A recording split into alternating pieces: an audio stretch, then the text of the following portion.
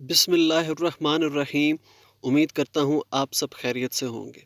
आज मैं आपको एक मुनफरद अंदाज से रैंडम वेरिएबल और डिस्क्रीट रैंडम वेरिएबल की प्रोबेबिलिटी डिस्ट्रीब्यूशन बनाना सिखाऊंगा। और आज का जो रैंडम एक्सपेरिमेंट है वो एक वेडिंग सेरेमनी है, बल्कि वो मेरी वेडिंग सेरेमनी है। आप इस वेडिंग सेरेमनी को देखकर रैंडम वेरिएबल को भी समझ जाएंगे। तो सबसे पहले देखते हैं कि रैंडम एक्सपेरिमेंट क्या है। मैंने आपके सामने लिखा हुआ है चिल्ड्रन कलेक्टिंग मनी। तो जब शादी में पैसे लुटाए जाते हैं, जिसे हम वेलें कहते हैं, जब वेलें कराई जाती हैं तो कुछ बच्चे वहाँ पर इकट्ठे हुए होते हैं। उनके पास ये मौका होता है कि वो पैसे इकट्ठे कर लें। तो कुछ बच्चे होते हैं जिनके पास कोई पैसे नहीं आते, 0 रुपीज़, किसी के पास 10 रुपये आते हैं, किसी के पास 20। चूँकि मेरी शादी जब हुई थी उस वक्त 5 रुपए के नोट ख़त्म हो चुके थे, तो 10 रुपए के नोट थे। इस वजह से मैंने ये वैल्यूज़ आपके सामने लिख दी। और हम सपोज़ करते हैं कि कम से कम एक बच्चे के पास 0 रुपये हो सकते हैं और ज़्यादा से ज़्यादा 90। इससे भी ज़्यादा हम वैल्यूज़ लेके जा सकते थे। बहरहाल मैंने आपको समझाने के लिए 90 तक स्टॉप कर दी वैल्यूज़। तो आप सबसे पहले ये रैंडम एक्सपेरिमेंट मुलाहिज़ा फ़रमाएं। और ये रैंडम एक्सपेरिमेंट मेरी मेहंदी से लिया गया है। आपने इसको गौर से देखना है। ओ भाई।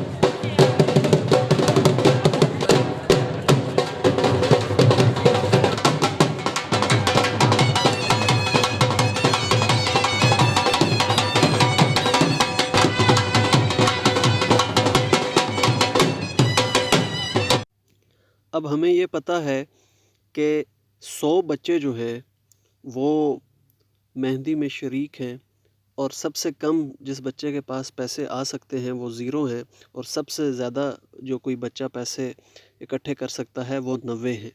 ये हमारी सपोजिशन है इस एक्सपेरिमेंट की। तो x जो है वो कितने पैसे बच्चों के पास आए उसको शो कर रहा है। x की वैल्यू कम से कम 0 हो सकती है और ज़्यादा से ज़्यादा 90, जो कि मैंने आपके सामने सारी वैल्यूज़ लिख दी। फिर अब हमारे पास जो डाटा है वो कुछ यूँ है कि कुछ बच्चे हैं जिनके पास कोई पैसे नहीं आए। वो कितने हैं? वो 3 हैं। 3 बच्चों के पास कोई पैसा भी नहीं आया। ये बड़े मासूम बच्चे हैं जिन्हें पैसे लूटने नहीं आते। और 2 बच्चे हैं जिनके पास 10 आए हैं। 5 बच्चे ऐसे हैं जिनके पास 20 रुपये आए हैं। 15 बच्चे ऐसे हैं जिनके पास 30 रुपये आए हैं। और 20 बच्चे ऐसे हैं जो 40 रुपये इकट्ठे करने में कामयाब हो गए। 15 बच्चे ऐसे हैं जिनके पास 5 10-10 के नोट आए, यानी कि 50 रुपये। 20 बच्चे ऐसे हैं जिनके पास 6 10-10 के नोट आए, यानी कि 60 रुपये। 10 बच्चे ऐसे हैं जिनके पास 70, 5 बच्चे ऐसे हैं जिनके पास 80, और ये 5 खुशनसीब ऐसे हैं जिनके पास 90 रुपये आ गए। तो ये तो फ्रीक्वेंसी हो गई। ये टोटल 100 बच्चे थे और किन के पास कितने रुपए आए वो हमने लिख दिए। अब प्रोबेबिलिटी कैसे कैलकुलेट करनी है कि 0 की क्या प्रोबेबिलिटी है, 10 की क्या प्रोबेबिलिटी है, 20 की। सिंपली हम क्या करते हैं, हम इन फ्रीक्वेंसीज़ को फ्रीक्वेंसीज़ के सम से यानी कि टोटल फ्रीक्वेंसी से डिवाइड कर देते हैं। ये सिंपल सा काम हम करते हैं कि हर वैल्यू फ्रीक्वेंसी की उसको डिवाइड कर दें अगर टोटल फ्रीक्वेंसी के टोटल से, तो हम उस रिस्पेक्टिव एक्स की वैल्यू की प्रोबेबिलिटी हासिल कर लेंगे। तो इसका मतलब है कि 0 की प्रोबेबिलिटी 3/100 है, 10 की प्रोबेबिलिटी 2/100 है एंड सो ऑन, 90 की प्रोबेबिलिटी 5/100 है। तो यूँ हम डिस्क्रीट रैंडम वेरिएबल की प्रोबेबिलिटी डिस्ट्रीब्यूशन बनाते हैं। जी, ये हैं वसीम, मशहूर ढोल मास्टर तलागांग से।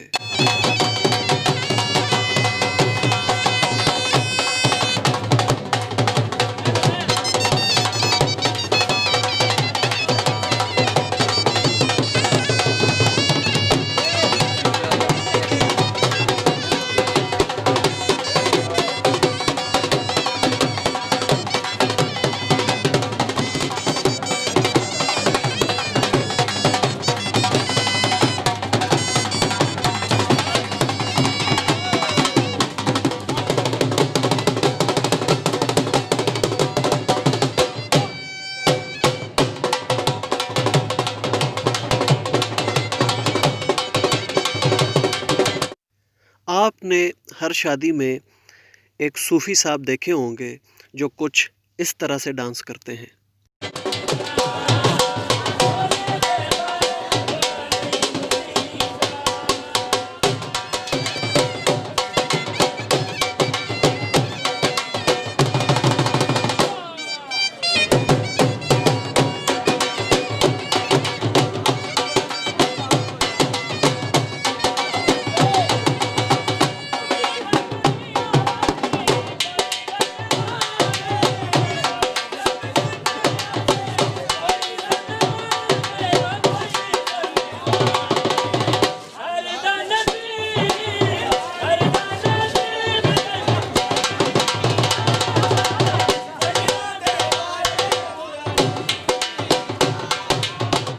और एक अंकल भी जो कुछ इस तरह डांस करते हैं।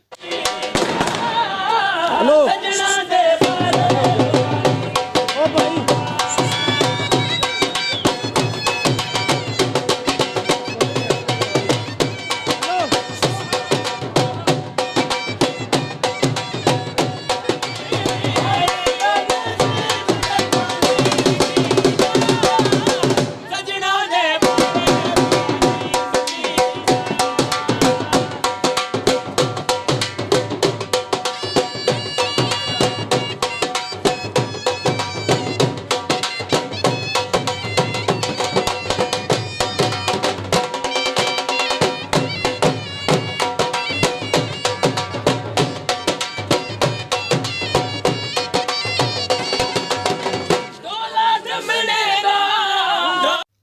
और आतिशबाजी भी पाकिस्तानी शादियों का हिस्सा है।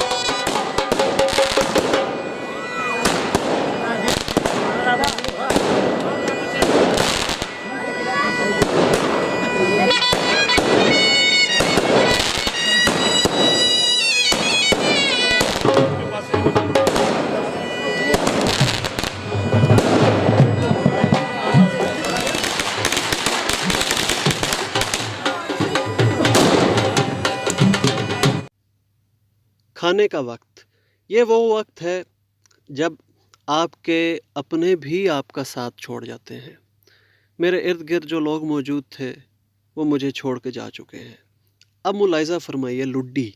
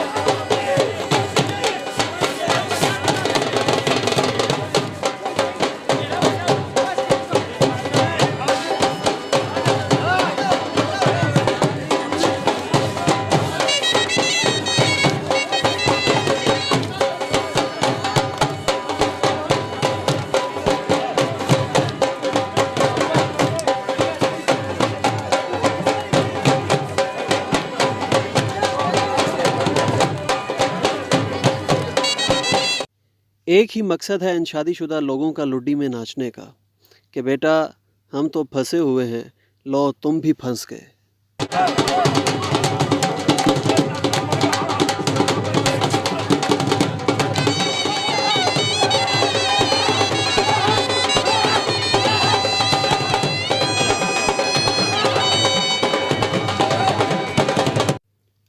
हर शादी में एक ब्रेक डांसर भी होता है, ज़रा इन्हें चेक कीजिए।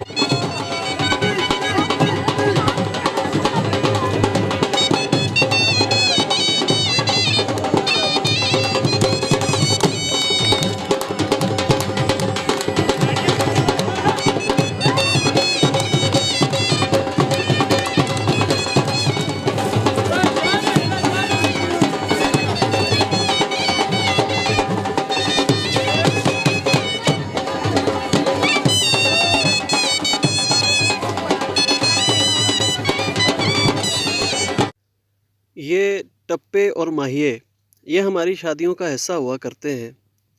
तो आइए सुनिए कुछ टप्पे माहिए वसीम और कंपनी की आवाज़ में।